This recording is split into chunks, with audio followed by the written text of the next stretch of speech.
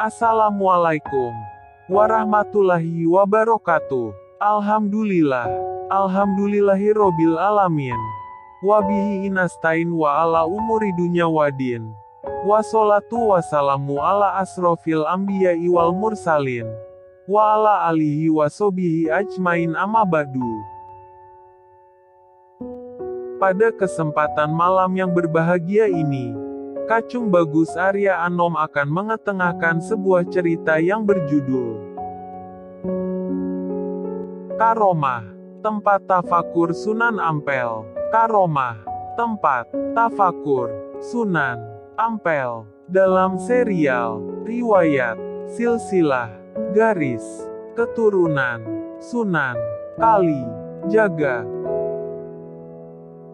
Sebelum melihat dan menyaksikan, jangan lupa untuk like, share, dan komen. Juga subscribe-nya dan ikuti terus gabung. Tetap di channel KBAA Channel Official. Supaya Anda mengetahui tentang sejarah-sejarah baru yang Kacung Bagus Arya Anom ceritakan buat Anda.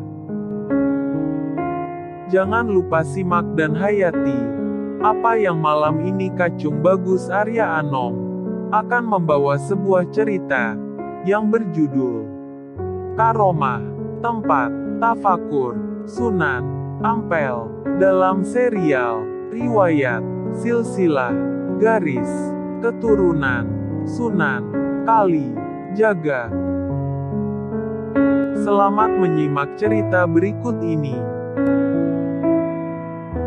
Kemudian lagi putra Nyi Gedeng Malaka yang lain ialah seorang perempuan yang bernama Nyi Surah, yang menikah dengan seorang lelaki yang bernama Arya Beringin yang akhir, yang masih kerabat dekat dengan Tumenggung Wilatikta, yang masih adik dari Nyi Ampel Gading.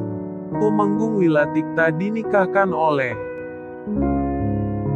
Ki Gadung yang masih saudara seribu dengan Ki Janggan. Ki Gadung itu sama dengan Ki Gandawung yang nantinya bernama Sunan Kalijaga. Dan sesungguhnya Ki Janggan adalah ayah dari Sunan Muria. Hubungan darah mereka saling sambung menyambung dalam kekeluargaan.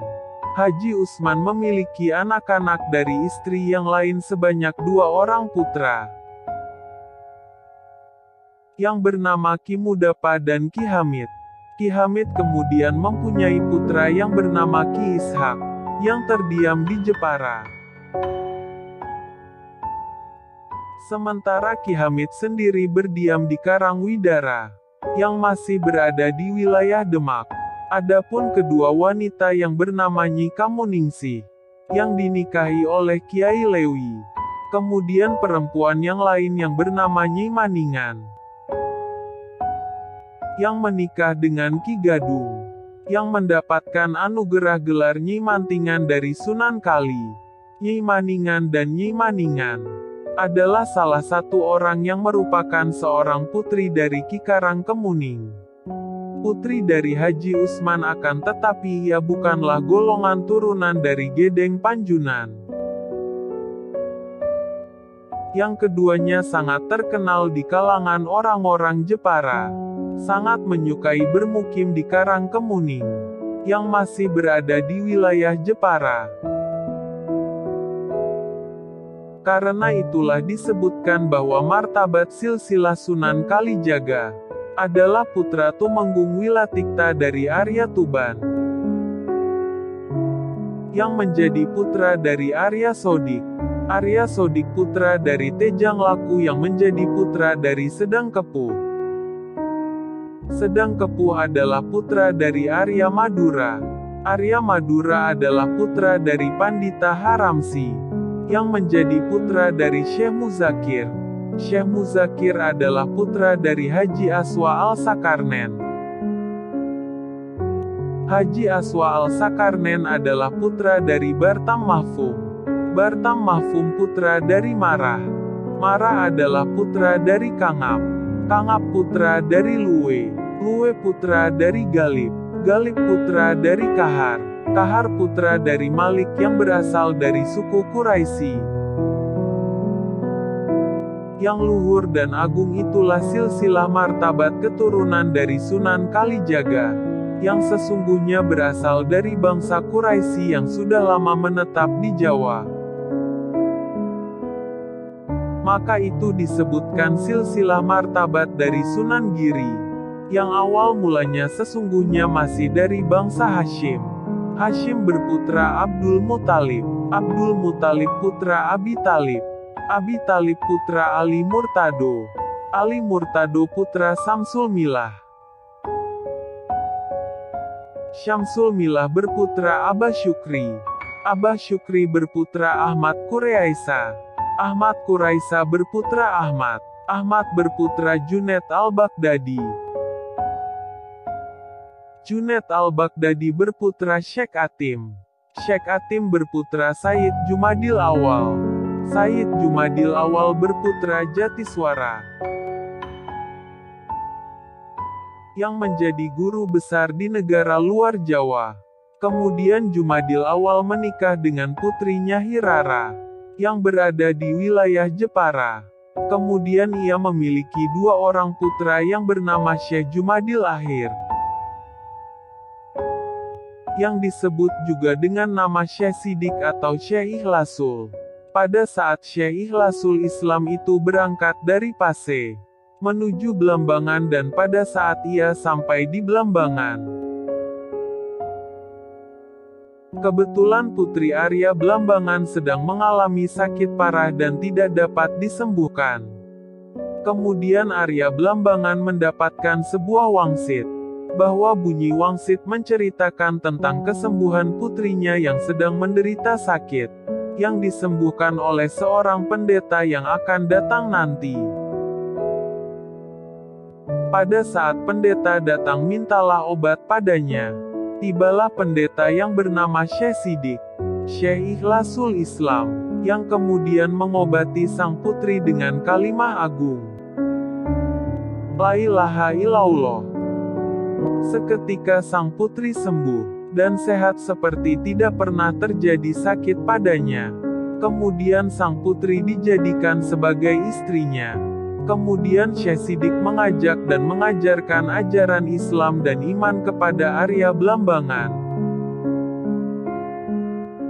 Melihat ajakan ini Arya Belambangan sangat marah terhadap Syekh Sidik hingga ia pun diusir keluar dari wilayah Belambangan, agar kembali ke Paseh. Dahulu putri dari Garbini, salah satu dari anak-anak Prabu Majapahit, telah keluar dari istana. Sang putri berteduh karena kepanasan di bawah pohon bidara, yang menjadi bekas dari tapa dan tafakur awal dari Sunan Ampel Gading. Karena menduduki tempat yang menjadi bekas papa dan tafakur dari Sunan Ampel, membuat sang putri hamil. Lama kemudian sang putri melahirkan seorang anak laki-laki dari kandungannya itu. Karena merasa malu tanpa ayah, sang putri membuang anaknya ke tengah laut, dengan dimasukkan ke dalam sebuah peti. Kemudian anak sang putri yang dibuang itu ditemukan oleh salah satu orang pedagang yang bekerja pada Nyai Sabandar. Pertama kalinya anak tersebut belajar di Gresik. Kemudian ia diperintahkan untuk mengaji kepada Sunan Ampel. Sunan Ampel menerimanya dengan senang hati, dan mengangkatnya sebagai anak dan dipersaudarakan dengan Makdum Ibrahim. Kemudian anak tersebut diberi gelar Mahdum Samudra. Setelah kedua Makdum Ibrahim dan Mahdum Samudra itu telah ahli terhadap kitab, paham terhadap itikat yang lurus, keduanya diperintahkan oleh Sunan Ampel untuk melaksanakan ibadah haji, dan keduanya berpamitan kepada Sunan Ampel untuk melaksanakan ibadah haji itu. Sunan Ampel Gading memberikan restunya agar hajinya menjadi haji yang mabrur.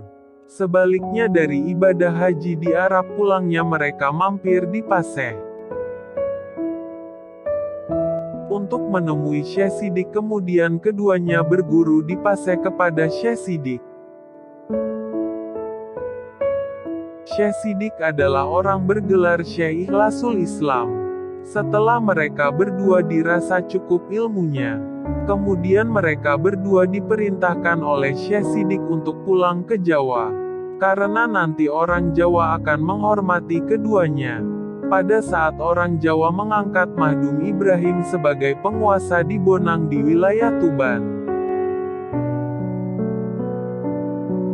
Syekh Sidik berkata kepada Mahdum Ibrahim, "Baju dastar ini untukmu, dan Mahdum Samudra saya beri kaskul dan jubah, kemudian kamu saya beri gelar para busa semata.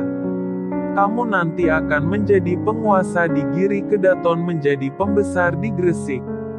Kemudian kedua madun itu kembali ke tanah Jawa. Itulah kisah yang berjudul Karomah. Tempat, Tafakur, Sunan, Ampel, dalam serial, riwayat, silsilah, garis, keturunan, Sunan, Kali, Jaga. Bila ada salah kata maupun lisan ucapannya Kacung Bagus Arya Anom, mohon maaf 1000 maaf, mohon ampura 1000 ampura. Karena Kacung Bagus Arya Anom cuma manusia biasa, tempatnya salah dan dosa, bahkan cuma bisa berencana. Adapun kebenarannya kita pasrahkan semuanya kepada Gusti Allah Subhanahu wa Ta'ala. Salam rahayu, salam hangat, bahagia tanpa batas, satu rasa, satu jiwa, satu kehendak, satu tujuan. Lepaskan ragamu, kendalikan sukmamu. Semoga yang menyimak cerita dari Kacung Bagus Arya Anom, semoga mendapatkan rizki yang deras tanpa batas. Terima kasih atas perhatiannya. Wassalamualaikum warahmatullahi taala wabarakatuh.